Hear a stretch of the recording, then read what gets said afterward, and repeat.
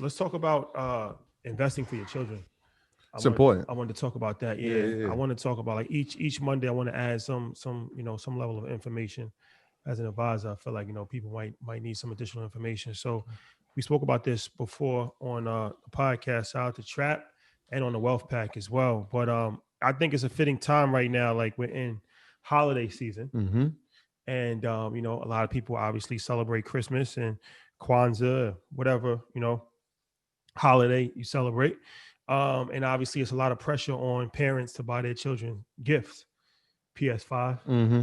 heavy in the streets. I actually heard that Best Buy is doing a restock tomorrow, 8 I was o'clock. just sending you the link, bro. I just saw it. Yeah, Yeah, it's that so coming soon now. it's Not sold out. it's a lot going on right now. So my personal theory is that, like I say before, I'm a big believer in balance. My personal theory is 50-50, meaning like whatever money you have allocated towards your children, whether it's like birthday or Christmas, Kwanzaa, whatever, I think that you should do 50-50. 50% of that budget goes to actual like material items, gifts, and then 50% goes into investments. Mm-hmm. Because ultimately, let's face it, like all of these material items are gonna go away and they're not even gonna be relevant next year. PS5, when PS6 comes out, PS5 isn't gonna be worth anything anymore. Like nobody's gonna care about it. Now they want PS6.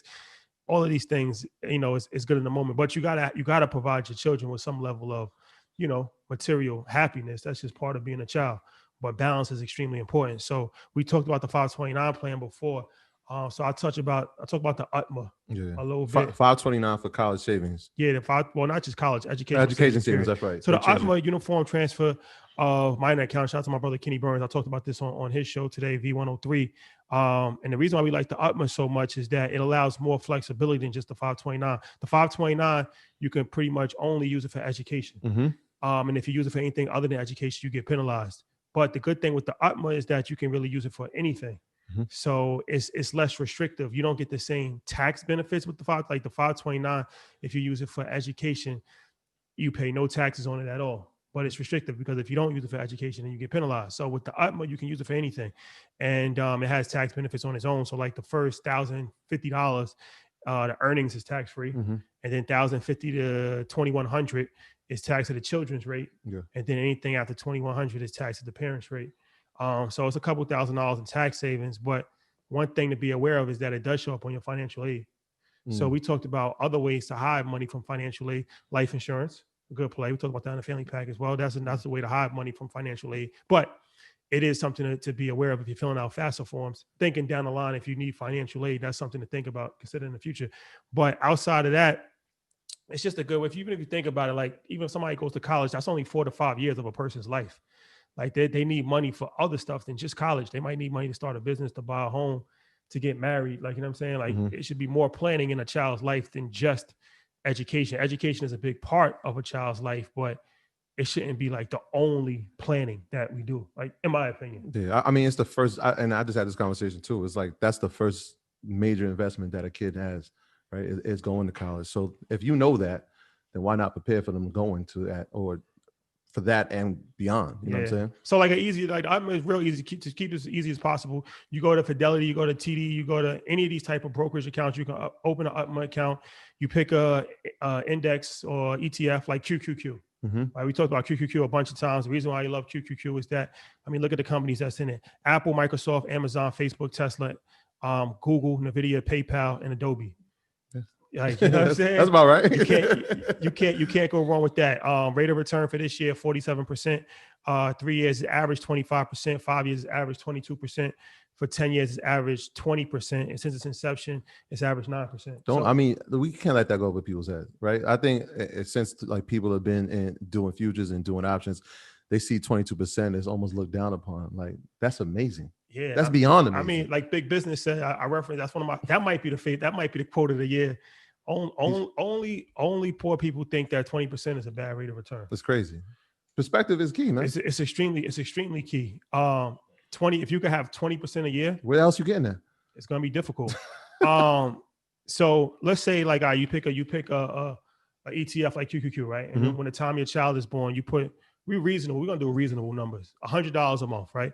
So let's say it averaged 20% a year, because it's been averaging 20% a year for the last 10 years. Yeah. So by the time the child is 18, that's $169,000. If you put $200 a month in, By the time the child is 18, that's $339,000. That's like, who wouldn't want to start off life with $339,000? Like that's only $100 a month. That's $200 a month. But I mean, that's still not, you know what I'm saying? It's not like $5,000 a month or $6,000 a month. It's $200 a month. So some people might say, all right, well, MI's not going to do 20% forever. So even if you cut it in half and it did 10%, I'm taking $100, that's $57,000. And $200, that's $115,000. So even at 10% a year, which is extremely modest considering the rate of return we just told you, $200 a month, your child starts off at 18 years old, has $115,000. So just think about that. Like I said, that's just something to think about outside of just Christmas, but being that we're in Christmas season, it's something to think about, because I know parents are under a lot of pressure to buy gifts for their kids, to buy Christmas trees, to buy all this stuff. But in the long run, your kid is going to be way more happier with $250,000. You'll understand it later. You'll understand later.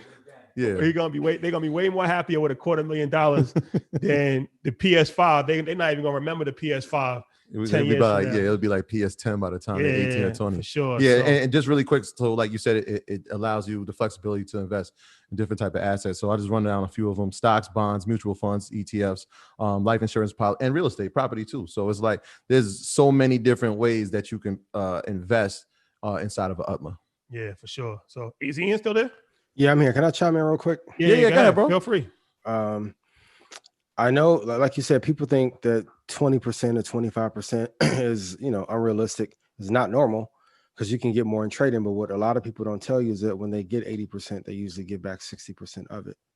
So like hypothetically, if you got 20% rate of return, you started with 10 grand. If you did that over 20 years, you have 695,000. And then if you did the same thing over a 10-year period, like the gains are incredible. So it's like, I don't want anyone to ever look down upon any gain above 12% or 13%. So for those of you that were able to knock it out the park and hit Tesla, it's not going to be like that next year. I promise you. 2021 will be a little bit more flat. We'll be range bound. But if you're able to get any significant gains, appreciate them. And then that's why I stress not to overtrade, because some traders can hit 500-600% in a year, but it doesn't matter if you give back half of it because of the excitement of it. And the only people that benefit from that is the broker. So I want you guys to keep that in mind. Yeah, for sure. And like I said, it's just something to keep in mind during this holiday season. If you like me, growing up, you never celebrated Christmas, so I never got any Christmas gifts. But that's neither here nor there. If your kids still believe in Santa Claus, easy. There's children listening. Nah. Teach his own. Teach his own. Don't put yourself under pressure. Now, this is a serious conversation. Yeah. Do not put yourself in debt, and do not put yourself. Don't feel like you're less of a parent. A lot of people go through depression during holiday times, especially during COVID. We know that it's tough financial times for a lot of people, and you still want to make your children happy. But ultimately, this is a teachable moment that you can teach your children too. This is a time where you can actually sit down and have a conversation and explain to them. Obviously, they're children, so they might not fully understand. They might not get it. They might be disappointed. But like I said, part of your job as being a parent, in my opinion, is that you have to have uncomfortable conversations with kids, because that's the only, it's like drugs or sex. Like, you got to talk to them about it, right? So you got to talk to them about finance. And look, this is part of, like, you're learning early about delayed gratification. You're learning early that you can't have everything you want. You're learning early that we're going to watch this grow together. And like I said, it's like all things, like, they're going to be resentful. They might have an attitude in that moment, but it's a powerful lesson that you're teaching them. And down the line, I guarantee you that they will be more appreciative of learning that. It's something that, we a lot of us didn't learn that early on. Imagine that, like the delayed gratification, right? Like, I didn't get Super Nintendo when I was 8. When I was 18 going to college, I had $225,000 in an account waiting for me. You keep the Super Nintendo. Shout out to Mario, but we good. You know what I'm saying? Can I jump in on that point? Is there a way that we can get like a collective gift list on Amazon or something for the parents that are struggling? Because we can do that. We can do that. The other thing of that people don't talk about emotionally. So of course, in behavioral finance, you have two components. Like you talked about the delayed gratification, but for those who are broke or poor, it's hard to sacrifice, because you're going to be like, man, I won't have anything for the rest of my life.